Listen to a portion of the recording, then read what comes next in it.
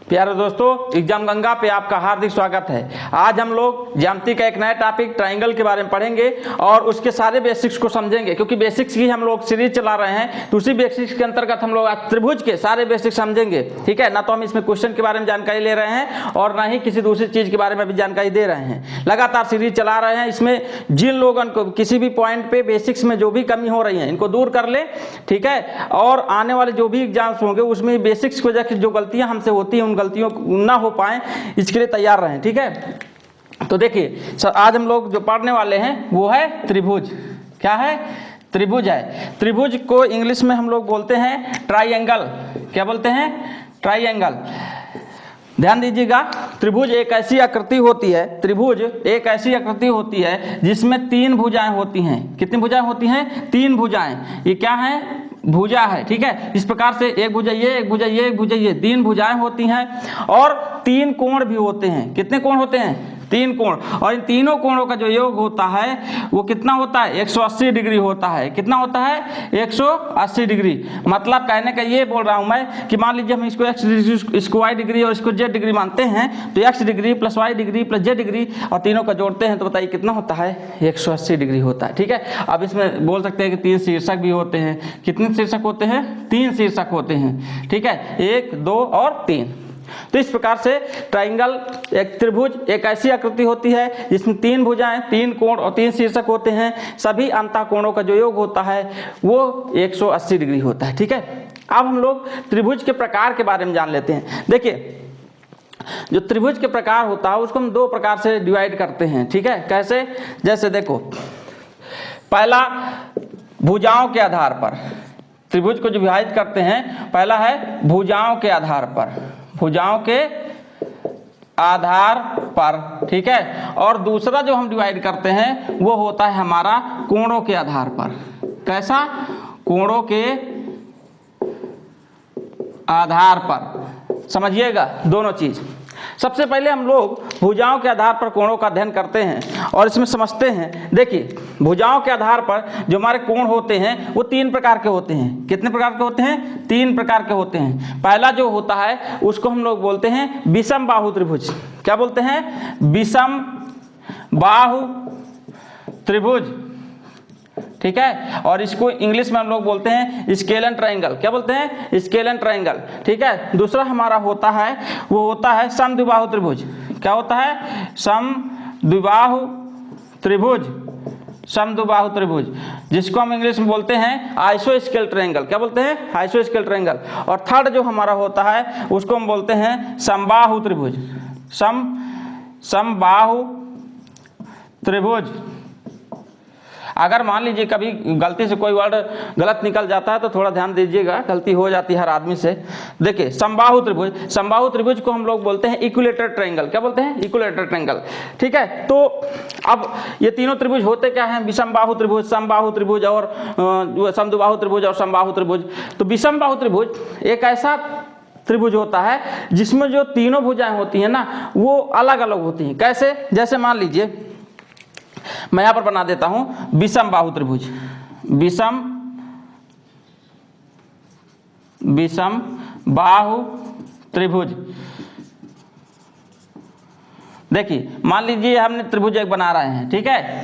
अब देखिए, इसमें मान लीजिए हम इसको मान लीजिए 5 सेंटीमीटर की, इसको मान लीजिए 6 सेंटीमीटर की और इसमें मान लीजिए कि ये जो है हमारी 8 सेंटीमीटर की है। तो देखिए, इस त्रिभुज की तीनों जो भुजाएं हैं वो कैसी हैं? अलग अलग ना। मान लीजिए हम इसका नामकरण भी कर देते हैं ए बी सी। और इसमें हम देख रहे हैं कि ए बी बराबर 6 सेंटीमीटर, बी सी बराबर 8 सेंटीमीटर और ए सी बराबर कितना? 5 सेंटीमीटर।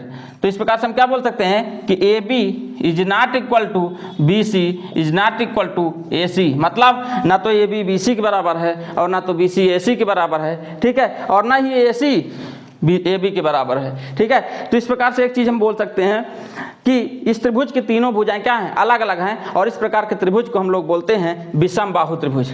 क्या समझ में आई पूरी बात? ठीक है? दूसरा हमारा है समद्विबाहु त्रिभुज। देखिए, समद्विबाहु त्रिभुज एक ऐसा त्रिभुज होता है जिसमें कोई भी दो भुजाएं क्या होती हैं, आपस में बराबर होती हैं।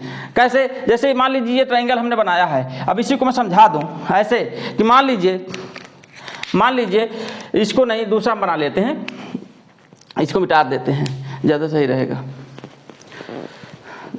स्क्रीनशॉट लेना हो तो ले लीजिए, बाकी इसमें है कुछ नहीं, ठीक है। अब हम लोग जानकारी लेने वाले हैं किसकी, समद्विबाहु त्रिभुज, समद्विबाहु त्रिभुज जिसको हम लोग बोलते हैं आइसोस्केल ट्रायंगल। मान लीजिए कि वो त्रिभुज ऐसे है, ठीक है, नाम दे दिया हमने इसको P, Q और R। अब इसमें हम ये बोल रहे हैं कि हमारी जो ये भुजा है PR और जो QR ये आपस में क्या है, बराबर हैं। मतलब मैं ये क्या कह रहा हूँ कि PR बराबर किसके, QR के। अब आप कह भी सकते हैं, मान लीजिए ये हमारा 6 सेंटीमीटर है तो इसको हम भी बोल दिए कितना सेंटीमीटर, 6 सेंटीमीटर ही बोल दिए, ठीक है। इसको हमने 6 सेंटीमीटर, इसको सेंटीमीटर, ये अलग हो सकती है। कोई भी दो भुजाएं अगर बराबर हैं और तीसरी भुजा क्या अलग है तो इस प्रकार के त्रिभुज को हम लोग बोलते हैं समद्विबाहु त्रिभुज। हाँ, एक चीज़ और होता है, समद्विबाहु त्रिभुज की एक खासियत होती है क्या, कि जैसे देखिए इसमें ये दोनों भुजाएं बराबर है ना, तो ये दोनों भुजाएं जिस तीसरी भुजा से उठती हैं उससे संबंध जो दो कोण होते हैं वो दोनों कोण भी आपस में क्या होते हैं, बराबर होते हैं। मतलब अगर मैं बोल दूं कि थीटा डिग्री है तो ये भी कितना होगा, थीटा डिग्री का ही होगा। समझ में आई समद्विबाहु त्रिभुज के बारे में। और तीसरा जो हमारा त्रिभुज है उसको हम लोग बोलते हैं समद्विबाहु त्रिभुज, या उसी को बोलते हैं हम लोग इक्विलैटरल ट्रायंगल। तो इक्विलैटरल ट्रायंगल के बारे में अगर हम यहाँ पर लिख रहे हैं, अभी यहाँ पर लिख दे रहे हैं, जिसको हम लोग बोलते हैं समबाहु त्रिभुज, समबाहु त्रिभुज, ठीक है। तो समबाहु त्रिभुज के बारे में जानकारी दें तो इसमें क्या होता है कि जैसे ये मान लीजिए त्रिभुज है, दिखाई दे रहा होगा, छोटा बना रहे हैं, A, B और C नाम दे दिया। अब इसमें इन्होंने कहा कि जो AB है वो बराबर है BC के, और जो BC है वो बराबर है किसके, AC के, और AC है ये भी बराबर है AB के। मतलब तीनों भुजाएं आपस में क्या हैं, बराबर हैं। मतलब मैं ये बोल रहा हूँ कि AB बराबर BC बराबर CA, ठीक है। तीनों भुजाएं क्या हैं, आपस में बराबर हैं। या मैं ये बोल दूं, मान लीजिए इसको हमने बोल दिया 6 सेंटीमीटर की, इसको भी बोल दी 6 सेंटीमीटर की, और इसको भी बोल दी 6 सेंटीमीटर की। बताइए तीनों भुजाएं क्या हैं, इस त्रिभुज में बराबर हैं। तो ऐसे त्रिभुज को हम लोग बोलते हैं समबाहु त्रिभुज। समबाहु त्रिभुज की एक खासियत ये होती है कि चाहे समबाहु त्रिभुज बड़ा हो या छोटा सा हो, सभी समबाहु त्रिभुज का जो कोण होते हैं, प्रत्येक कोण वो 60-60 डिग्री के होते हैं। कितने कितने डिग्री के होते हैं, 60-60 डिग्री के होते हैं। मतलब सभी बराबर होते हैं और 60-60 डिग्री के ही होते हैं, चाहे समबाहु त्रिभुज बड़ा हो या कितना भी छोटा हो, ठीक है। तो तीन प्रकार के हमने त्रिभुज बताया भुजाओं के आधार पर, जिसको हमने बोला सबसे पहले विषमबाहु त्रिभुज, दूसरा हमने बोला समद्विबाहु त्रिभुज, और दूसरा समद्विबाहु त्रिभुज, और तीसरा हमने बोल दिया समबाहु त्रिभुज। विषमबाहु त्रिभुज स्केलर ट्रायंगल, समद्विबाहु त्रिभुज आइसोस्केल ट्रायंगल, और समबाहु त्रिभुज जो होता है उसको हम लोग बोलते हैं इक्विलैटरल ट्रायंगल, ठीक है। तीनों बात समझ में आ रही होंगी। और हाँ, तीनों त्रिभुज के तीनों त्रिभुज, चाहे वो समबाहु त्रिभुज हो, चाहे समद्विबाहु त्रिभुज हो या विषमबाहु त्रिभुज हो, तीनों त्रिभुजों के अंतः कोणों का जो योग होगा वो कितने डिग्री का होगा, 180 डिग्री का होगा। इतनी बात समझ में आती है। स्क्रीनशॉट लेना चाहे तो ले लीजिए। अब हम लोग पढ़ेंगे कोणों के आधार पर त्रिभुज के प्रकार, कोणों के आधार पर, ठीक है। तो मैं इसको थोड़ा मिटा देता हूं, ठीक है। तो हम लोगों ने अभी पढ़ा भुजाओं के आधार पर। बेसिक सी जानकारी इसीलिए जरूरी होती है। अगर बेसिक सी जानकारी नहीं होगी तो हम समझ ही नहीं पाते कि हमारा त्रिभुज किस आधार पर है, क्या है, इसकी क्या क्या प्रॉपर्टीज हैं, ठीक है। तो अब हम लोग पढ़ने वाले हैं कोणों के आधार पर, कोणों के आधार पर त्रिभुजों के प्रकार, त्रिभुज, ठीक है। देखिए कोणों के आधार पर दो त्रिभुज होते हैं, ये भी 3 प्रकार के ही होते हैं। कितने प्रकार के होते हैं, 3 प्रकार के। कौन कौन से, तो पहला होता है आपका, पहला होता है जिसको हम लोग बोलते हैं एक्यूट एंगल ट्रायंगल, मतलब न्यून कोण त्रिभुज, न्यून कोण त्रिभुज। इंग्लिश में हम लोग क्या बोलते हैं, एक्यूट एंगल ट्रायंगल, क्या बोलते हैं? Acute angle triangle. दूसरा होता है हमारा अधिक कोण त्रिभुज, क्या होता है? अधिक कोण त्रिभुज, जिसको हम लोग बोलते हैं अधिक कोण त्रिभुज में को हम इंग्लिश में बोलते हैं ऑब्ट्यूज एंगल ट्रायंगल, क्या बोलते हैं? Obtuse angle triangle. और तीसरा हमारा होता है राइट एंगल ट्रायंगल, मतलब समकोण त्रिभुज, समकोण त्रिभुज। अभी हम इस त्रिभुज की जिस प्रकार से भी त्रिभुज पढ़ रहे हैं या जो भी ज्योमेट्री में हमने पढ़ा, किसी के एरिया या पेरीमीटर के भी हम लोगों ने बात नहीं किया, केवल बेसिक्स जानकारी दे रहे हैं, तो उसको समझते रहिएगा, ठीक है? तो इसके बाद जो हम सीरीज चलाएंगे उसमें जो है इसके आगे की पोर्शन चलाएंगे, इसलिए एक एक स्टेप जिनको कुछ भी नहीं आता वो भी पूरी मैथ को, चाहे वो ज्योमेट्री हो चाहे कोऑर्डिनेट, हर सेक्शन को हम इसी प्रकार से लेंगे और बेसिक्स की जानकारी के साथ साथ हाई लेवल भी आपको ले जाएंगे। तो इसमें कोणों के आधार पर हमने 3 प्रकार बताए, न्यून कोण त्रिभुज, एक्यूट एंगल ट्रायंगल, अधिक कोण त्रिभुज जिसको हम लोग बोलते हैं ऑब्ट्यूज एंगल ट्रायंगल, और समकोण त्रिभुज जिसको हम लोग बोलते हैं राइट एंगल ट्रायंगल, ठीक है? तो इसमें सबसे पहले हम लोग बोलते हैं न्यून कोण त्रिभुज। न्यून कोण त्रिभुज किसे कहते हैं? देखिए, ये एक ऐसा त्रिभुज होता है, जैसे मान लीजिए हमने त्रिभुज बनाया ए बी और सी, और हमने बोल दिया कि इसमें जो है मान लीजिए कि ये कोण कितना का हो गया, ये कोण आपका 60 डिग्री का हो गया, और इसके हमने बोल दिया कि 50 डिग्री का हो गया, और ये कितना हो गया? 70 डिग्री का हो गया ना। तो इसमें तीनों त्रिभुज हैं, तीनों त्रिभुज का योग कर लीजिए, आप कितना पाएंगे? 180 डिग्री होगा, है ना। लेकिन ये बताइए, क्या कोई भी त्रिभुज 90 डिग्री से बड़ा है क्या? नहीं है ना। तो ऐसा त्रिभुज जिसके प्रत्येक कोण 90 डिग्री से क्या हो? छोटे हों, तो ऐसे त्रिभुज को हम लोग बोलते हैं न्यून कोण त्रिभुज या एक्यूट एंगल ट्रायंगल बोलते हैं। समझ में आ रही बात? दूसरा जो हमारा है उसको हम लोग बोलते हैं अधिक कोण त्रिभुज, क्या बोलते हैं? अधिक कोण त्रिभुज। तो अधिक कोण त्रिभुज, देखिए अधिक कोण त्रिभुज किसे कहते हैं? तो देखिए थोड़ा सा ही नहीं बन रहा है, बना रहे हैं ये। तो अधिक कोण त्रिभुज एक ऐसा त्रिभुज होता है, मान लीजिए इसका नाम हम दे देते हैं ए बी और सी। तो अधिक कोण त्रिभुज एक ऐसा त्रिभुज होता है जिसको तीनों कोणों में से कोई एक कोण 90 डिग्री से बड़ा होता है और 180 डिग्री से छोटा होता है। कहने का मतलब होता है कि वो अधिक कोण होता है, ठीक है? तीन कोण होते हैं त्रिभुज में, 3 कोण में से कोई एक कोण अगर अधिक कोण का है, मतलब 90 डिग्री से बड़ा है और 180 डिग्री से छोटा है, तो ऐसे त्रिभुज को हम लोग क्या बोलते हैं? ऐसे त्रिभुज को हम लोग बोलते हैं अधिक कोण त्रिभुज। जैसे मान लीजिए इसको हमने 120 डिग्री बोला, इसको हमने बोल दिया कि ये 30 डिग्री का हो गया और ये भी 40 डिग्री का हो गया। कितने का? 40 डिग्री का। तो 120 और 40 हो गया 160 और 20, बताइए कितना होगा? 180। तो देखिए समझ में आई बात? तो ऐसा त्रिभुज जिसका कोई एक कोण अधिक कोण हो, मतलब 90 डिग्री से बड़ा हो 180 डिग्री से छोटा वाला कोई भी एक कोण हो, वैसे त्रिभुज को हम लोग बोलते हैं अधिक कोण त्रिभुज, ठीक है? और तीसरा हमारा होता है समकोण त्रिभुज, जिसको हम लोग बोलते हैं राइट एंगल ट्रायंगल, ठीक है? क्या बोलते हैं? Right angle triangle. देखिए राइट एंगल ट्रायंगल में क्या होता है, ये हमने मान लीजिए त्रिभुज बनाया और उसमें नाम दे दिया ए बी सी। इसमें बी के हमने बोल दिया कि 90 डिग्री का है, इसमें बोल दिया हमने 30 डिग्री का है, इसके हमने बोल दिया कि 60 डिग्री का है।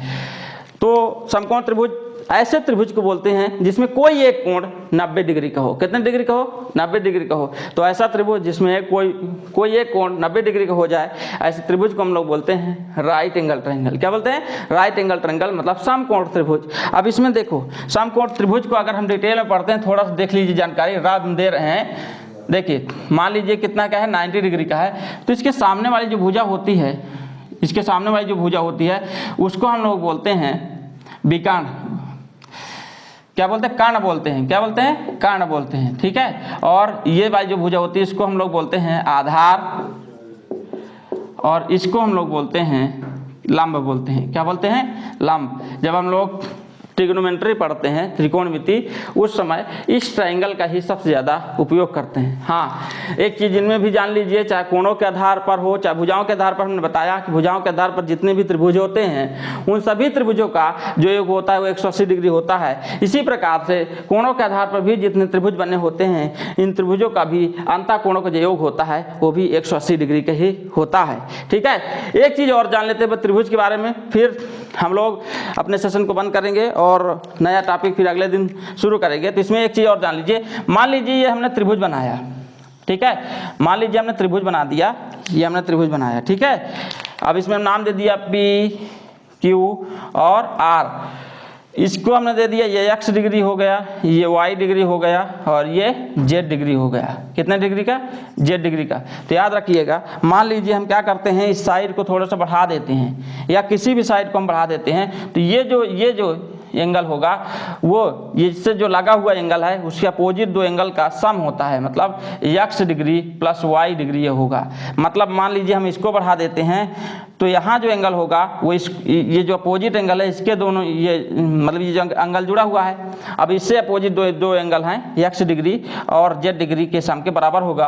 और इसी तरह इसको हम देखते हैं तो देखिए इसमें भी इसको छोड़ के बाकी y डिग्री और प्लस z डिग्री का जो सम होगा वो तीनों मतलब कि इनके सम के बराबर हो जाए, क्योंकि देखिए तीनों कोणों का योग भी कितना होता है? 180 डिग्री होता है। और ये जब हम सीधी लाइन खींचते हैं तो ये लीनियर पेयर बना रहे हैं, मतलब एक सीधी लाइन बन रहा है पूरा। अगर हम देखें तो ये क्या बन रहा है? 180 डिग्री का एंगल बन रहा है।